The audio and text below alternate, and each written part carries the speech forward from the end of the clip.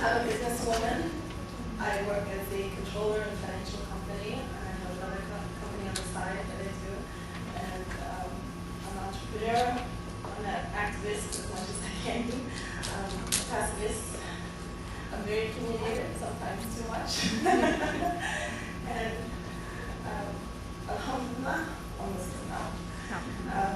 I grew up Catholic, like many of the other sisters here. And my family, we were average middle-class family. Grew up in New Jersey. My dad's Italian. My mom's American, background German, Polish. So I was kind of typical American girl.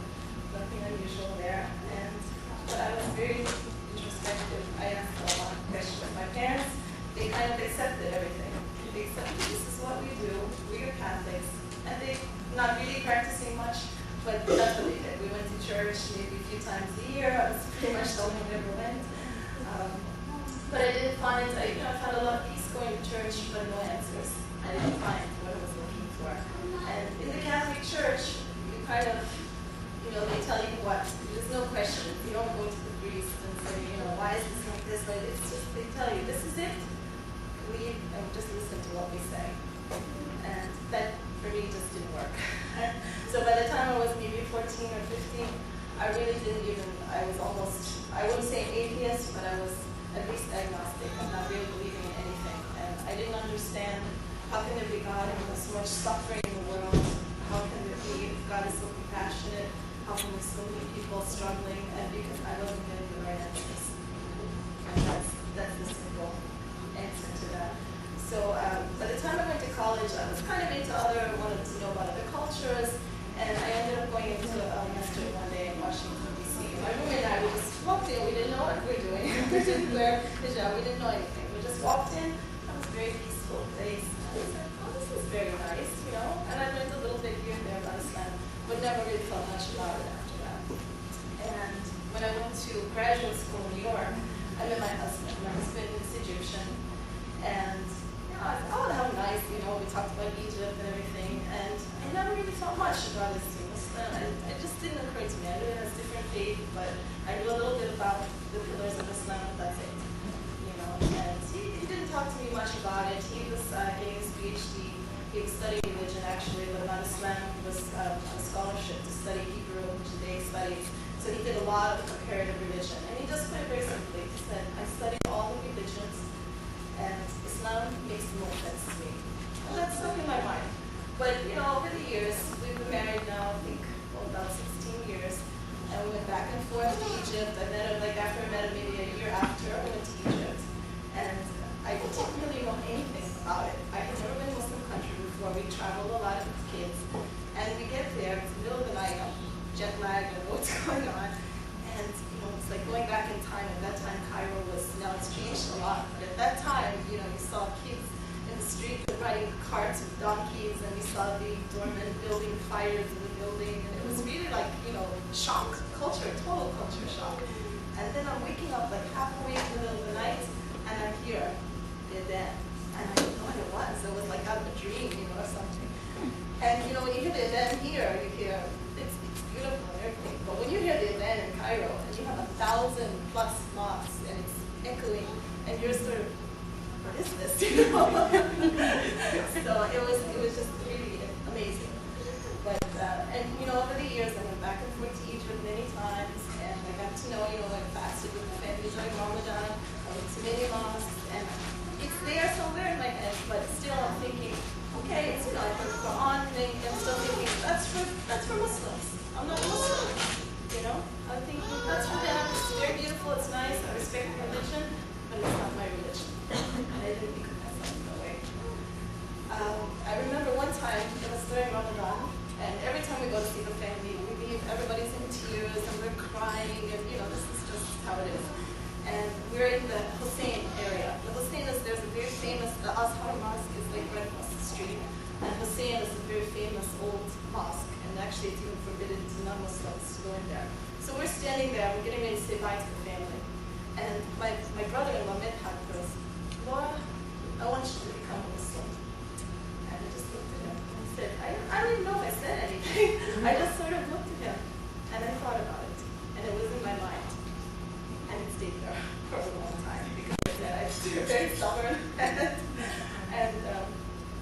stayed there for a long time. And my husband really never said anything. He was, he always kept, maybe at times he wasn't as religious as, he should have been, but he tried to keep the basics, and he kept his faith throughout. And after, I think what pushed me to get to there, I learned a little more, and when my son was born in '97, we kind of decided, without really even talking about it much, that he would be raised as a Muslim. Because I said, no, my husband's faith is stronger. I occasionally went to church, one of those kind of non-denominational, feel-good, light a candle, everybody hugs each other, but you don't get much out of it. I felt like it's not really religion, it's just a show. Anyway, we'll get back to it.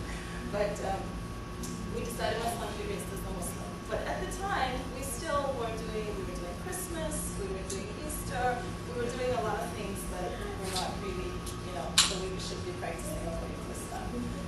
And then, little by little, I started learning more. And I think the catalyst to kind of finally push me to the next step was, I hate to say it, but it was September 11th. I was in New York, and I still work for the same company up in New York. And, I don't have to go over the events, but it just makes you question everything in your life. And my husband, too, started questioning, and started, after that, going to the masjid, started getting more involved, and then I started thinking more about things as well.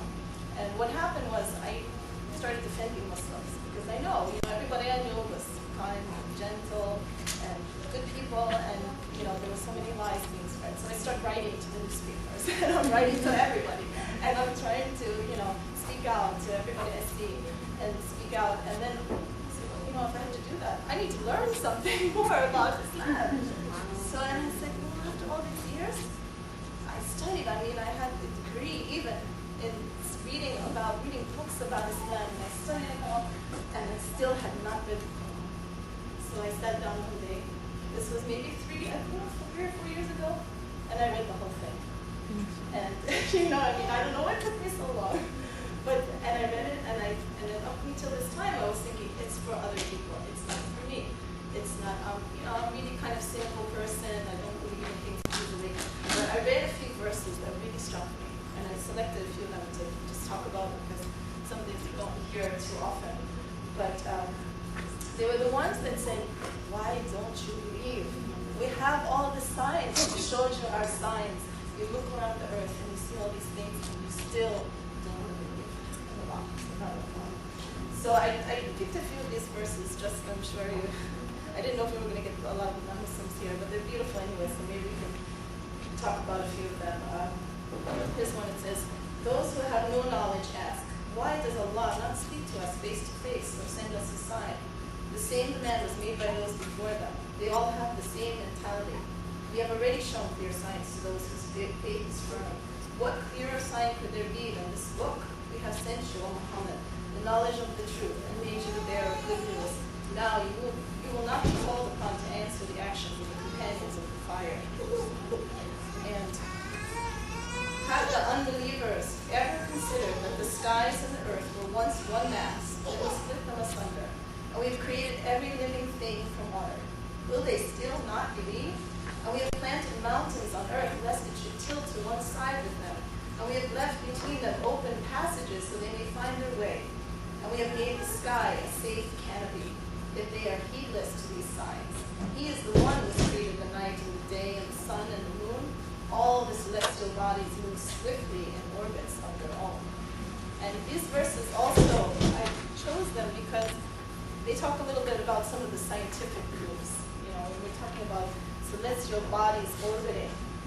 At the time, 1,400 years ago, they did not know that celestial bodies orbit. So a lot of that stuff also appealed to me was the scientific things and the logic and the reason. Because I said I was not really very religious person before, but just having this proof and having this scientific proof that you can't deny. And I've heard all the denials of, you made up and this thing and that thing, and you can't deny these things. So there's another really beautiful verse.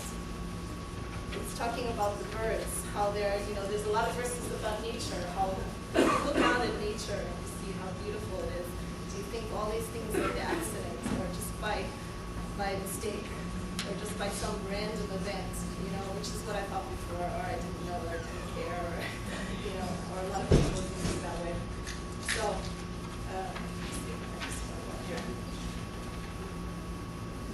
Allah is the light of the heavens and the earth. His parable of his lamp is as if there were a niche, in which there is a lamp. The lamp is enclosed in crystal.